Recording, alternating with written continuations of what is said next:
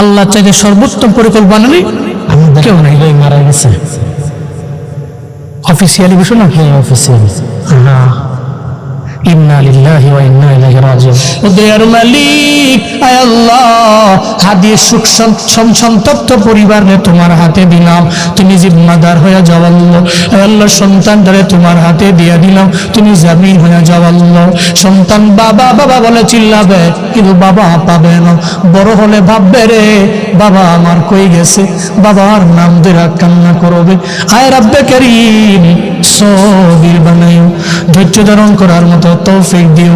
আয় আল্লাহ, আয় আল্লাহ, তার মা, তার বাবা, তার বোন, তার বিবি সবাই রে তোমার হাওলায় দিলাম, তুমি সবির বানায় দিও রে আল্লাহ, ধৈর্য ধারণকারী বানায় দিও আল্লাহ। আমার দেশ তুমি শান্তির দেশ বানায় দাও, সমস্ত বিশৃঙ্খলা থেকে তুমি হেফাজত করে নাও। আয় আল্লাহ, এমন এক লিডার তুমি আমার দেশে দিও রে আল্লাহ, যে লিডার মানুষের দরদ বুঝবে, গরিবের দরদ বুঝবো রে আল্লাহ। এমন এক লিডার তুমি আমার দেশে দিও আল্লাহ, এমন এক নেতা তুমি আমার দেশের নেতা বানাইও। আয় রাব্বে কারীম, আমাদের প্রত্যেককে তুমি নাজাতের ওসিলা হয় এমন কাজ করার তৌফিক দিয়া দাও আল্লাহ। দুনিয়াতেও কল্যাণ দাও, আখিরাতেও কল্যাণ দাও, জাহান্নামের আযাব থেকে বাঁচাইও আল্লাহ। কত মা বোনেরা আমি গুনাহগারের সাথে হাত বাড়াইলেন রে মাওলা। মা বোনদের মনে কি আশা, প্রাণে কি ব্যথা আমার জানা নাই। মা বোনদের কবুল করে নাও, মা বোনদের আবেদা বানায় দাও, জাহেদা বানায় দাও, মুসল্লিয়া বানায় দাও, মুজাক্কিয়া বানায় দাও, রাবেয়া বসরির মতো ওলিয়া বানাও। রব্বানা তাকাব্বাল মিন্নি ওয়া মিন্না ইন্নাকা আনতাস সামিউল আলিম ওয়া তুব আলাইনা ইয়া মাওলানা ইন্নাকা আনতাত তাওয়াবুর রহিম। ওয়া সাল্লাল্লাহু তাআলা আলা খায়রি খালকিহি ওয়া আলা আলিহি ওয়া আসহাবিহি আজমাইন। আমিন আমিন আমিন।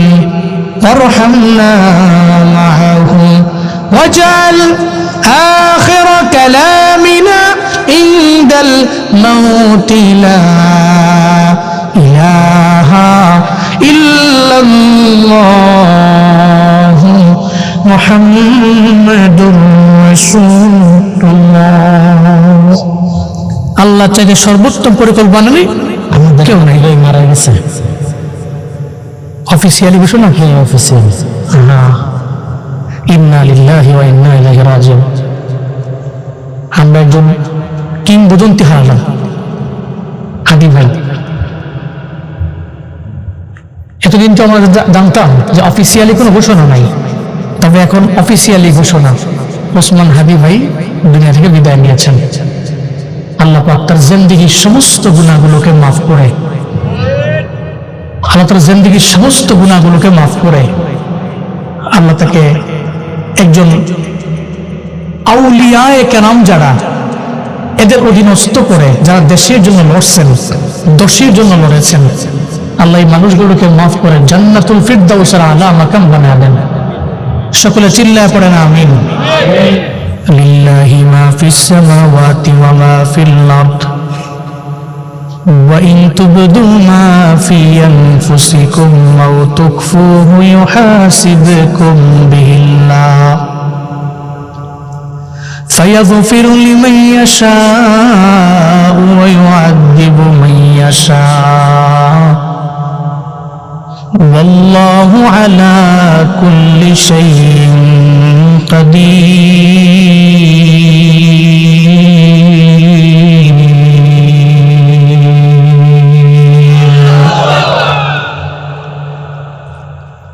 আল্লাহ পাক বলেন, আসমানের নিচে জমিনের উপরে যা আছে সব আমার আল্লাহর জন্য। দুনিয়াতে এমন কেউ নাই যারা আমার মাওলার তাসবিহ জপে না। মদিনার নবী বলেন, লা তাকুমুস সাআ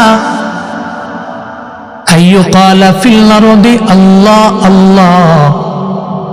জমিনের মধ্যে যতদিন পর্যন্ত আল্লাহ আল্লাহ বলনেওয়ালা একটা মাখলুক থাকবে, ততদিন পর্যন্ত কিয়ামত হবে না।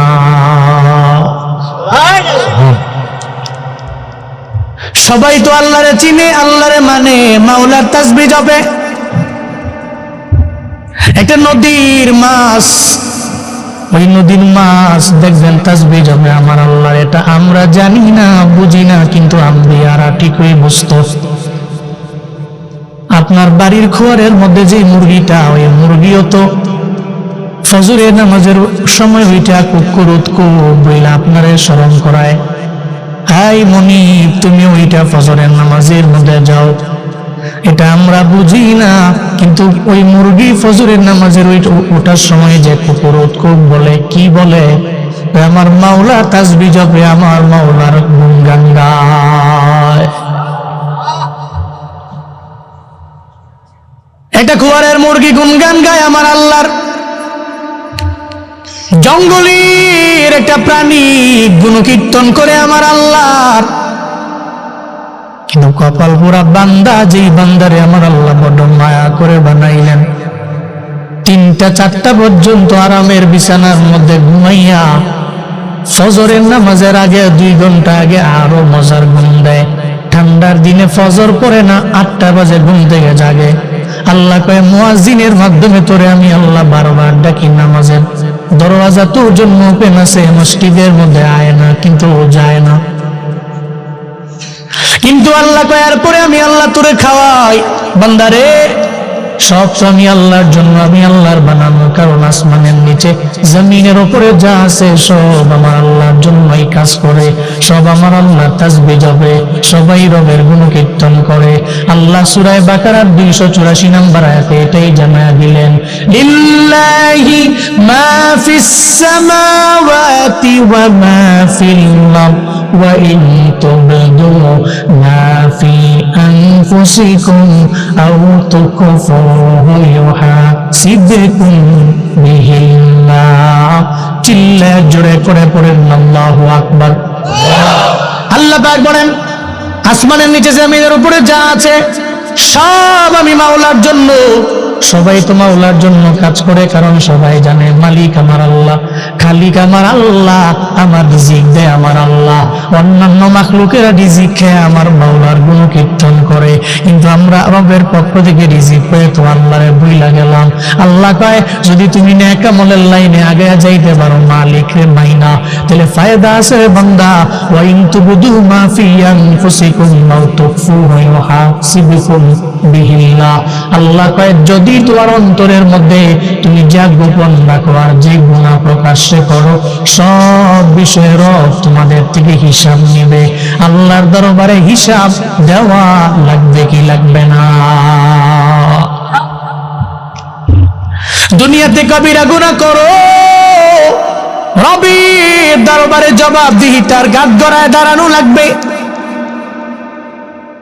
যত যাই করো রবের বিচারের কাঠগড়ায় দাঁড়ানো লাগবে। আমি বক্তাও দাঁড়াবো, আপনিও দাঁড়াবেন, সবাই দাঁড়াবে, রবের বিচারের কাঠগড়ায় দাঁড়ানো লাগবেই লাগবে। আল্লাহ কয় ইউহাসিবকুম বিহিল্লাহ।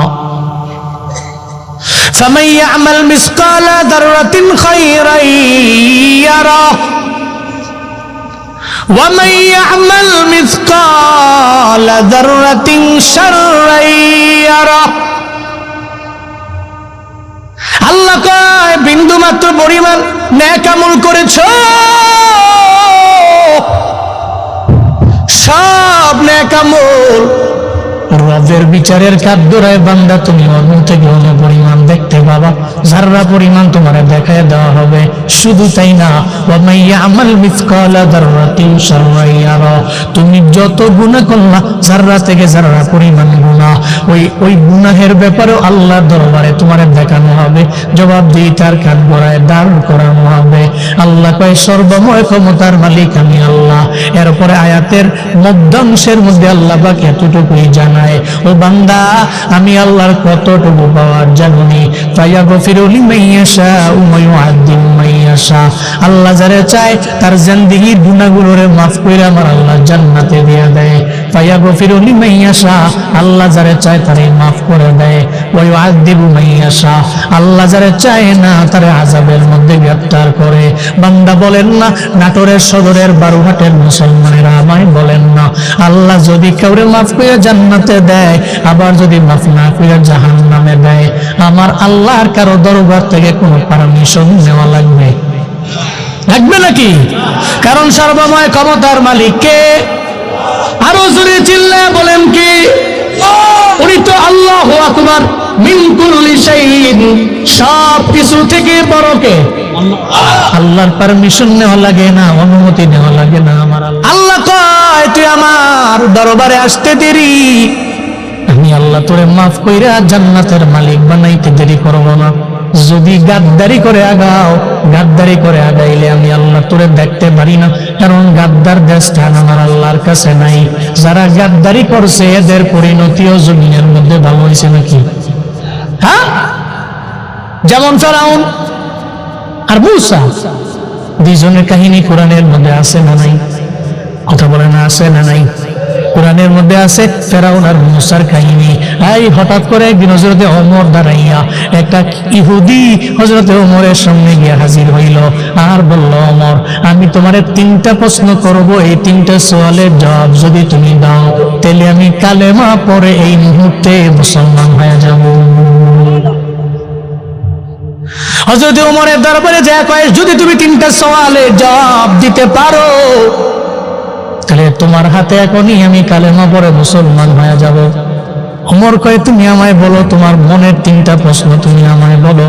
সঙ্গে সঙ্গে বলতে লাগলেন, নাম্বার 1, আমার হাই ওমর, তোমার দরবারে আমার প্রশ্ন হইল, এই জমিনে এমন একটা জায়গায় আল্লাহ পাক রব্বুল আলামিন এমন একটা জায়গার মধ্যে সূর্যের কিরণ দিয়েছে, আলো দিয়েছে, ওই আলোটা একবারই দিয়েছে, এর আগে কোনোদিন ওই স্থানে সূর্যের আলো যায় নাই, আর ওই স্থানে জীবনে কোনোদিন আর কিয়ামত পর্যন্ত আলো পৌঁছবে না, এমন একটা জায়গা। এই বিষয়ে কোরআন থেকে তুমি আমারে উত্তর দিবা, ওটা কোন জায়গা এবং কার সাথে ঘটছে। নাম্বার 1, এটা প্রশ্ন তোমার প্রতি।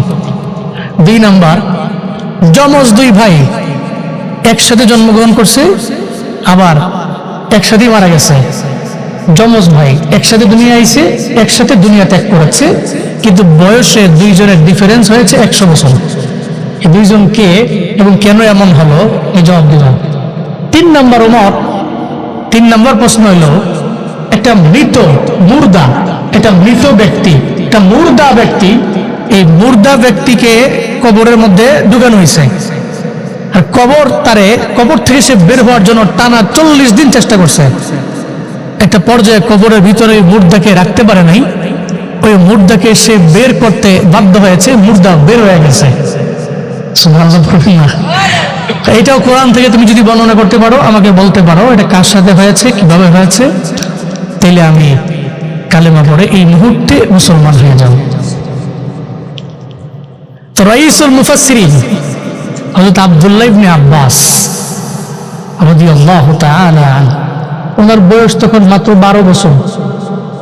কয় বছর?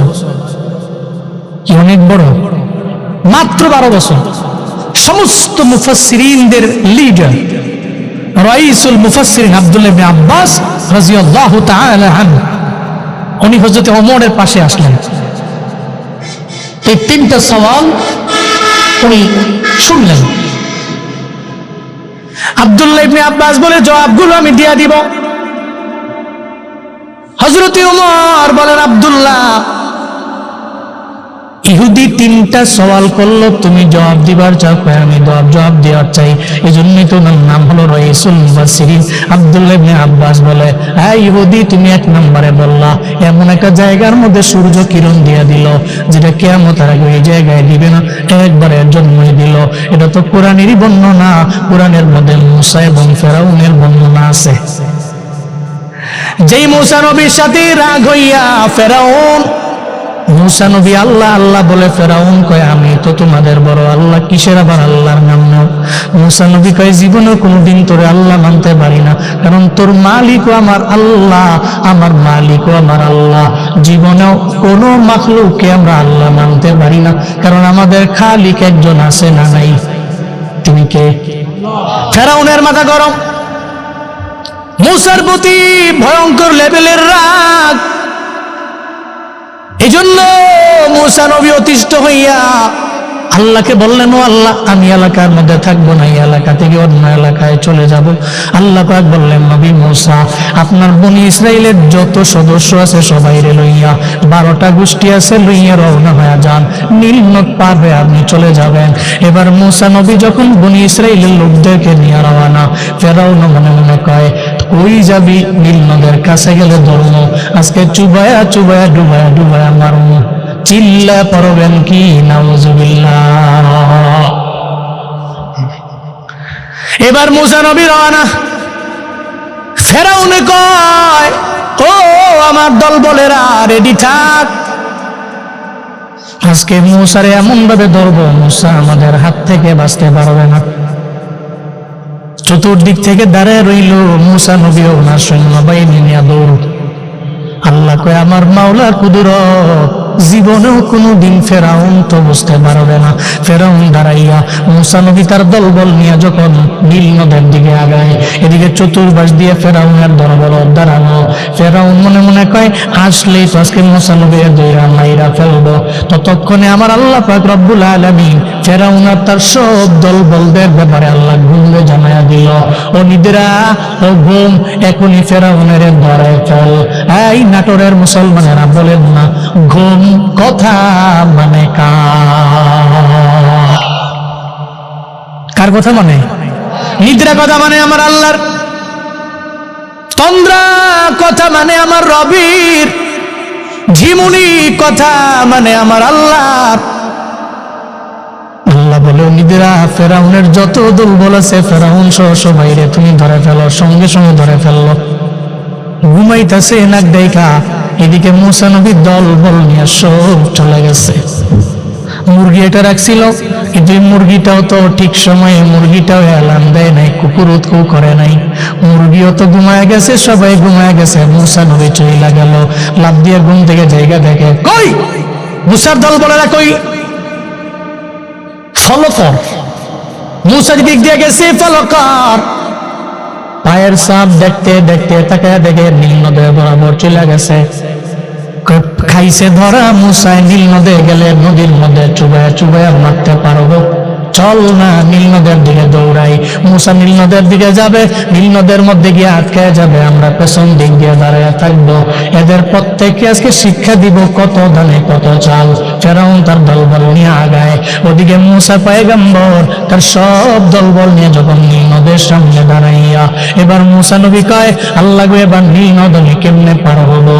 আমি তো আসবার চাই না, আপনি তো বললেন আমার হিজরত করার জন্য, নদীর উপর আমি চলে যাব, আমি এলাকার মধ্যে আর থাকতে চাই না রে আমার আল্লাহ। আল্লাহ কয়, নবী মুসা, চিন্তা করার দরকার নাই, আমি আল্লাহ তো আপনার এমন মালিক, আমি আল্লাহ তো আপনার এমন এক খালিক, আপনার কোনো চিন্তা নাই, কোনো টেনশন নাই। মুসা নবীর বানি ইসরাইলের সব লোকেরা এসে মুসা নবীরে কয়, এই তোমার আল্লাহ কি এবার আমাদের জন্য কোনো ব্যবস্থা করবে না? মুসা নবী ডাক দিয়া বলে, লা তাহজান ইন্নাল্লাহা মা'ানা। আল্লাহু আকবার। আল্লাহ কয়, ও কওমের লোকেরা, চিন্তা করো না, টেনশন করো না, সঙ্গে কে আছে? তুমি যেখানেই যাও তোমার ডানে বামে কেউ নাই, তোমার সব পরিবারের লোকেরা তোমায় সাইরা চলে গেছে, কেউ তোমার দাম দেয় না, পাত্তা দেয় না। তুমি কাইন্দো না, মানুষের দরবারে যাও না, তুমি আল্লাহরে জানা দাও, আল্লাহ গো, আমার ডানে বামে সামনে পেছনে আমার কেউ নাই, কিন্তু আমার জানা আছে যেখানে কেউ নাই সেখানে কে আছে? আস-সাইয়ু মিন্নি ওয়াল ইতমামু মিনাল্লাহ। চেষ্টা আমার পূরণ করবে আমার মালিক। আমি তো চেষ্টা করতে পারবো, পূরণ করবে আমার আল্লাহ। চিন্তা করো না, লা তাহজান ইন্নাল্লাহা মা'ানা, চিন্তা করো না, আল্লাহ তোর সঙ্গে আছে। বনি ইসরাইল লোকেরা কয় তাহলে তোমার আল্লাহরে কও না, একটু পরেই তো ফেরাউনের দল বলে সে আমগো সবাইরে মেরে ফেলবে। মুসা নবী আল্লাহরে কয়, ও আল্লাহ কি করতে পারি? আল্লাহ কয়, নবী মুসা হাতের মধ্যে কি? কয় হাতের মধ্যে লাঠি, মারেন বাড়ি। সঙ্গে সঙ্গে নীল নদের পানির মধ্যে মারতে দেরি, আল্লাহর কুদরত। নীল নদের পানির মধ্যে মুসা নবী লাঠি দিয়ে যখন উনি আঘাত করলেন, একটা না, দুইটা না, তিনটা না, 12টা রাস্তা নীল নদের পানিটারে মাটিতে কনভার্ট কইরা আল্লাহ পাক বানাইয়া দিতে দেরি করে না।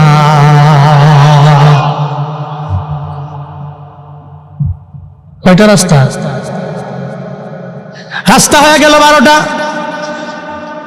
এবার মুসা নবী কয়, মনের মধ্যে প্রশ্ন জাগতে পারে আপনাদের সবার, রাস্তা 12টা কেন? একটা হইলেই তো হয়। এই বনি ইসরাইলের লোকেরা একটু ছিল ঘাটতেরা। কি ছিল? ছিল এরা বড় ঘাটতেরা। এরা সবাই যদি একটা রাস্তা দিয়া যায়, কোন সময় তারা ধাক্কা দিয়ে আবার ফেলা দেয়। বহু ঘাটতেরা ছিল কম। এই পৃথিবীতে যত নবীর কম ছিল, সবচেয়ে বেশি তেরা টাইপের ছিল এরা, কঠিন তেরা। যুদ্ধের ময়দানে গিয়া মুসা নবীরে ফালা এরা সব যাইতো না, তুমি আর তোমার আল্লাহ মিলে যুদ্ধ করো। যাই গে আমরা, তোমার লেগে কি মরতাম নাকি? তুমি যুদ্ধ করো আর তুমি তোমার আল্লাহর লেগে করো, আমরা যাই গিয়া। কিন্তু নবীর উম্মতেরা, আমার নবীর উম্মতেরা, মদিনার নবীর উম্মতেরা, আমরা নবীর সাহাবায়ে কেরাম যারা ছিলেন, সমস্ত নবীর উম্মতেরা ছিল একরকম, আমার নবীর উম্মতেরা ছিল আরেক রকম। আমার নবীর সাহাবায়ে কেরাম ছিল আরেক রকম। অন্যান্য নবীর উম্মতেরা যুদ্ধের ময়দানে নবীর রাইখা চলে যাইতো, কিন্তু আমার নবীর উম্মতেরা, নবীর সাহাবারা আমার নবীর না নিয়া যুদ্ধের ময়দান থেকে ফিরতরা। প্রয়োজনে হাত যাইতো, পা যাইতো, শহীদ হয়ে যাইতো, মাথা যাইতো, গলা কেটে ফেলতো, এরপরে নবীর সেরা এক কদম পিছপা হইতো না। আল্লাহ। কিন্তু মুসা নবীর কওমের লোকেরা ছিল একেবারে কঠিন ঘাটতারা টাইপের লোক। বনি ইসরাইল কয় যে তোমাদের জন্য মুসা নবী পেতেলে এই জন্য তো 12টা করলাম। গোষ্ঠী ছিল 12টা। এক গোষ্ঠী যে রাস্তা দিয়ে যাবে আর এক গোষ্ঠী রাস্তা দিয়ে যেতে পারবে না। এক গোষ্ঠী এক রাস্তা, দ্বিতীয় নাম্বার গোষ্ঠী দ্বিতীয় রাস্তা, এভাবে 12 গোষ্ঠী 12টা রাস্তা আল্লাহ পাক এদের জন্য করলেন। কিসের পাওয়ারে? সুবহানাল্লাহ কয় না, আরো জোরে বলে না সুবহানাল্লাহ। লাঠির মাধ্যমে রাস্তা 12টা হয়ে গেল। এবার মুসা নবী আর তার কওমের লোকেরা রাস্তা পার হতে লাগলেন। এদিকে ফেরাউন আর তার দল বল লয়া সব যখন নীল নদের কাছে এসে ভিড়ছে, ফেরাউন তাকে দেখে, কি রে, নীল নদের এই পানির মধ্যে রাস্তা কেন লিখল? ফেরাউনের ডানে বামে সামনে পেছনে যত লোকেরা আছে, ফেরাউনের দল বলেরা বলতে লাগলো, ফেরাউন রে, লিডার নেতা এখানে রাস্তা বানাইলো কেডা? ফেরাউন কয়, তোরা এতদিন আমার চিনোস নাই, তোদের রব আমি তো বড় রব। আমার কারিশমা দেখোস না, এটা তো আমার কারিশমা। 12টা রোড আমি বানাইছি। নাউজুবিল্লাহ, এই রোড আমি বানাইছি। দল বলেরা কয়, এজন্যই তো আপনারে মানি বড় রব, এজন্যই তো মানি আপনারে আমরা বড় ইলা, এজন্যই তো আপনারে আমরা বড় খোদা মানি। আপনি 12টা রোড আমগো জন্য বানায় রাখছেন নীল নদের মধ্যে। এরা সব সঙ্গে সঙ্গে ওই রাস্তার মধ্যে নেমে গেল। সবাই নামে রে, একজনে নামে না, সে কে? ফেরাউন তো নামে না। ফেরাউন তো কয়, খেলা তো জমে গেছে, মনে হয় যে আজকে কিছু একটা হইব। আমি আমার পুরো জিন্দেগিতে পানির মধ্যে জীবন কোনোদিন আমি রাস্তা দেখি নাই, আমি রাস্তা দেখি নাই, আজকে রাস্তা কেন হয়ে গেল? এর মানে মনে হয় আজকে যা হবে স্বাভাবিক হবে না, সব হয়ে যাবে অস্বাভাবিক। ফেরাউন তোর ডরে নামে না। ফেরাউন গুড়ার মধ্যে দাঁড়াইয়া আল্লাহ কয়, তুই বুঝি নামতি না? আমি আল্লাহ তোর যে আইন, তোর ওই আইনে তোরে আমি ফাঁসাইয়া দিব। ফেরাউনের আইন ছিল, যারা ফেরাউন রে আল্লাহ মানে না, মনিব মানে না, রব মানে না, এদেরকে নীল নদের মধ্যে আইনা চুবায়া চুবায়া ডুবায়া ডুবায়া মারা হলো, শাস্তি হয়ে যাবে। আল্লাহ কয়, তোর বিচার আমি আল্লাহ তোরে দিয়াই তো আমি আল্লাহ সারব। আমার আল্লাহ ক্ষেতের চাকা খেতে ভাঙ্গে, আইলে তুই না ভাঙ্গে না, ঠিক কিনা? এটা আমার আল্লাহর পরিকল্পনা। ফেরাউন ঘোড়া নিয়ে দাঁড়ানো, নামে না, সব দলবল নেমে গেল। ফেরাউন যে নামে না, আমার আল্লাহ দেখছে কি দেখেন নাই? আল্লাহ তো তাকায় আছে, ফেরাউন তো নামে না, ফেরাউন দাঁড়ানো। আল্লাহ কয়ে তুই ঘোড়ার উপরে আসো, ঘোড়া নামানোর দায়িত্ব তো আমি আল্লাহ। আল্লাহকে ফেরেশতায় আদেশ দিলেন, ও ফেরেশতা, তুমি নিজেকে একটা মহিলা ঘোড়ার একটা আকৃতি নিয়ে তুমি ফেরাউনের ঘোড়ার সামনে যাও। ফেরেশতাও একটা মহিলা ঘোড়ার আকৃতি নিয়ে চলে আসলো। পুরুষ ঘোড়া যদি মহিলা ঘোড়ারে দেখে তাহলে আকর্ষণ আছে না নেই? নাই। এই মিয়া, নৌজওয়ান পোলা যদি কোনো একটা ছেড়ি দেখে, সেটি যদি কোনো পর্দা মর্দা বোরকা টোরকা না থাকে, কিন্তু ফুলাটার মাথা নষ্ট হইব। কথা কোন ঠিক না বলেন? ঠিক কিনা বলেন? আচ্ছা, মহিলা মাদ্রাসার একটা মেয়ে, এই মেয়ে বোরকা পইরা পর্দা কইরা সুন্দর করে ডিসিপ্লিনের সাথে চলাফেরা করে, খোদার কসম আমার এই যুবকরা তারে ইফটিজিং করতে গেলে 10 বার চিন্তা করবে তার গায়ে বোরকা আছে। কিন্তু যেটা গায়ে বোরকা নাই, এমন ড্রেস আপ করছে, হেতে যেটা পড়ছে হেতি ওইটা পড়ছে, হেতে কি বেডা না বেডি সিনাও যায় না, তো ফলাই কয় ফাইসি তোরে। এই বন্ধুরা চলো, বাইক লইয়া চলো, এটা কত ইফটিজিং করে আইস। এই জন্য মহিলারা, ছেলেদের ইফটিজিং আর উত্তক্ততা থেকে বাঁচার জন্য আপনি পর্দা করা জরুরি। এই জন্যই তো ইসলাম আপনাকে বলেছে আপনি ঘরে থাকেন, আর ঘর থেকে বের হয়ে গেলে হিজাব মেনটেন করেন, নিকাব মেনটেন করেন। আল্লাহর কসম আপনি ধর্ষিতার শিকার হবেন না। এই যুবকেরা অটোমেটিক্যালি ঠিক হয়ে যাবে। কিন্তু এখন তো মা বোনরা কয়, স্বামী যদি সুন্দর দেখে একটা জামা কিনে এনে দেড় শহর থেকে নাটোর শহরে গেছে, এজন্য সুন্দর একটা জামা কিনে এনে দিছে, তো উনি হাতে লইয়া কয়, কি জামা আনছো রে? এটা জামা গেল, কি জামা এটা? দেখেন আপনি, সামনের মাসে আমি যাবো, আমার টেকা দিয়ে আমি দেখবেন যে কি সুন্দর জামা কিনে আনি। স্বামী কিনে আনছে, হ্যাঁ নাকি বুঝোয় না, হ্যাঁ দেওয়ার লেগে টাকা পয়সা আগে মাসে যে হ্যাঁ কিনে আনবো, তো পরের মাসে গেছে, হ্যাঁ গিয়া চোখ চুকে সুন্দর দেখে একটা কিনে আনছে। তা আনার পরে দেখেন, কম্পেয়ার করেন, আপনার দাম কত? আমার দাম 1200। আপনি জানেননি আপনার থেকে সুন্দর জামা আমি হাইস দিয়া কমে লেছি 200, আনছি 1000 টাকা দিয়া। পরে কয় কি, পরে স্বামী কয়, বুঝছো না তুমি, বুঝছো না, মূলত চকচক করলেই শোনা হয় না। এটার দাম তো ছিল 600 টাকা, তুমি হাইস দিয়া কমাইছো 200 টাকা, আমি আনলাম 600 টাকা দিয়া, তুমি আনছো 1000 টাকা দিয়া। কি মাশাআল্লাহ, দোকানটা কি বালা। আবার কইছে, আফা আবার আইয়েন, তা আবার যাবো আমি। কি লাভ করছে?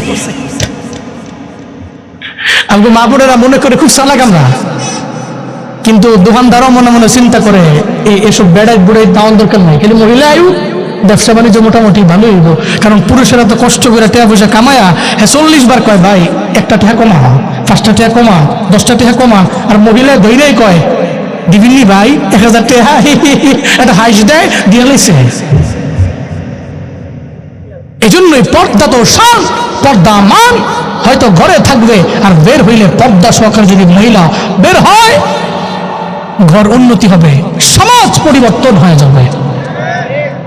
কিয়ামতের আলামত এসে গেছে, তাই তো ঘরের নারী রাস্তায় নেমেছে। কিয়ামতের আলামত এসে গেছে, তাই তো ঘরের নারী রাস্তায় নেমেছে। বোরকা পরা বোরকা ছাড়া, বোরকা পরা বোরকা ছাড়া, কেউ বাবার বোরকা পরে মুখটা খোলা রেখেছে। কিয়ামতের আলামত এসে গেছে, তাই তো ঘরের নারী রাস্তায় নেমেছে। কিয়ামতের আলামত এসে গেছে, তাই তো ঘরের নারী রাস্তায় নেমেছে। ঠিক কিনা বলেন? মা বোনরা ঘরে থাকবে, পর্দা করবে, স্বামীর কমান্ড মেনে চলবে, তাহলে ঘর রহমত, বরকত, সাকিনা, সুকুন দিয়া আল্লাহ পাক ভরপুর বানাই দেবে। আল্লাহ পাক পাঠায় দিছে এক মহিলা ঘোড়া। দেখার পরে তো মনে আসেনি তো, ফেরাউন তো ঘোড়ার উপরে, মহিলা ঘোড়া যখন দেখছে, তো ফেরাউনের ঘোড়ায় যদি মহিলা ঘোড়া দেখে, মাথা নষ্ট হয়ে গেছে না, মাথা নষ্ট হয়ে গেছে না। এদিকে মহিলা ঘোড়া, এটা তো ফেরেশতা, কিন্তু আল্লাহ কইছে তুই ভাব ধরবি, আকৃতি ধরবি মহিলা ঘোড়ার মতো। এবার ওই মহিলা ঘোড়া ফেরাউনের ঘোড়ার সামনে গেছে, লাফ দিয়ে রাস্তায় নেমে গেছে। ফেরাউন তো ঘোড়ার উপরে বসা, ফেরাউন তো আমার ঘোড়ার লাগাম টাগাম ধরে রাখতে পারে না, ঘোড়ার তো মাথা মতো নষ্ট হয়ে গেছে। এদিকে মহিলা ঘোড়া রাস্তা দিয়া দৌড়ায়, ফেরাউনের ঘোড়াও রাস্তা দিয়া দৌড়ায়। আল্লাহু আকবার! খেলা কার? জোরে বলো না, খেলা কার? কাদের কুদরতুদারি বর কামাল, আনতা রব্বি আনতা হাসবি দুল জালাল, তুহি কাদির জলিলুল্লাহ জাহাদার, বহর হালে তুহি মেরা নিগাহদার। আল্লাহর কুদরত। ফেরাউন তার ঘোড়া নিয়ে নামছে, এদিকে মহিলা ঘোড়া সামনে। এটা পর্যায়ে যখন মহিলা ঘোড়া দৌড়ে রওনা, নদীর মাঝখানে ওই রাস্তার মাঝে গিয়া মহিলা ঘোড়া তো আর নাই, হঠাৎ করে উধাও হয়ে গেছে। ওই মহিলা ঘোড়া তো সাধারণ দুনিয়ার কোনো ঘোড়া না, এটা তো আমার মাওলার কুদরতের খেলা। আমার মাওলা ফেরেশতারে ঘোড়া বানায়া পাঠাইলেন। আল্লাহ বললেন, ফেরেশতা আবার আগের মতো হয়ে আমি আর তুমি আমার দরবারে চলে আসো। এবার ফেরেশতা তো তার আগের মতো হয়ে চলে আসলো। এদিকে ফেরাউন হঠাৎ করে তাকে দেখে সামনে আর ওই মহিলা ঘোড়াও নাই, এবার রাস্তার মাঝখানে চলে আসলো। আমার আল্লাহ পাক আদেশ দিয়ে দিলেন, এই পানি আমি আল্লাহ মুসা নবীর লাঠির পাওয়ারে আমি আল্লাহ তোরে বললাম মাটি হওয়ার জন্য, তুই মাটি হয়ে আমার নবীর জন্য, আমার নবীর কওমের জন্য রাস্তা হয়ে গেল। আর আমি চাই না রে তোরা রাস্তা হওয়ার কোনো দরকার নাই, থাকার প্রয়োজন নাই। আমার মুসা নবী যেহেতু ওপার চলে গেছে, মুসা নবীর কওমের লোকেরা সহ, তাহলে আমি আর চাই না এই রাস্তা বহাল থাকুক। এখনই এই মাটি তুই আবার পানির মতো হয়ে যা। আমার আল্লাহর ইশারায় সঙ্গে সঙ্গে মাটি পানি হয়ে গেল, আবার নীল নদের পানি হয়ে গেল। আল্লাহ কয়, খেলা আমার ওই ফেরাউনের চুবায়া চুবায়া ডুবায়া ডুবায়া নীল নদের মধ্যে মারছে একজন, চিন্না বলেন তার নাম। ফেরাউন তো এই জায়গায় নাই, নীল নদী ডুবিয়ে ডুবিয়ে চুবিয়ে চুবিয়ে মারলেন আমার আল্লাহ। এবার ওই আব্দুল্লাহ ইবনে আব্বাস জানায় দেয়, হুদিরে এই যে রাস্তা বানাইছে, রাস্তাটা হওয়ার পরে নীল নদের একেবারে তলদেশে যতক্ষণ পর্যন্ত রাস্তাটা ছিল, সূর্যের কিরণ তো নীল নদের তলদেশ পর্যন্ত গিয়েছিল। যখন মহিলা ঘোড়া অর্ধেক রাস্তার মধ্যে যাওয়ার পরে সঙ্গে সঙ্গে মহিলা ঘোড়া উড়াল দিয়ে চলে গেল।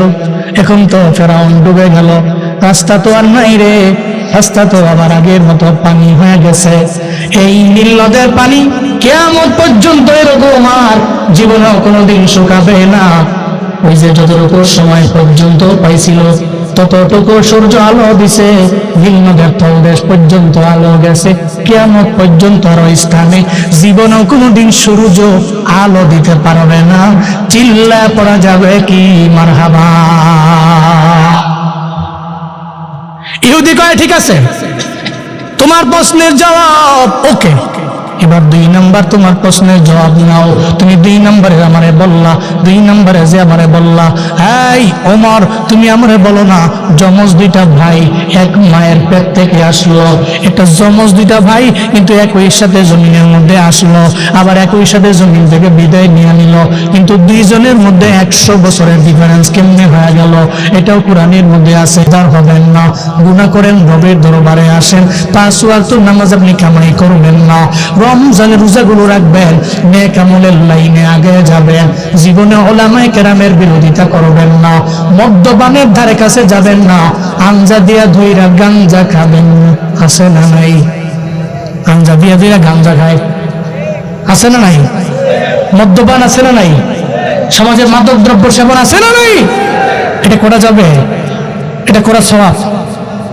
কথা কয় না কেন? আজকে একটা কথা বলে দেই, শেষ কথা বলে যাই। মনে রাখো, দুনিয়াতে মদ্যপান কইরা মাদক দ্রব্য সেবন কইরা নিজের যারা মাতাল বানাও তারা জান্নাতি শরাব পাবে না। নোট করো, তোরা জান্নাতি শরাব পাবে না। আর জান্নাতি শরাব যদি পাইবার চাও, দুনিয়াবে এই নষ্ট দুর্গন্ধযুক্ত এই সমস্ত মাদক দ্রব্য সেবন করা থেকে নিজেকে বিরত রাখো।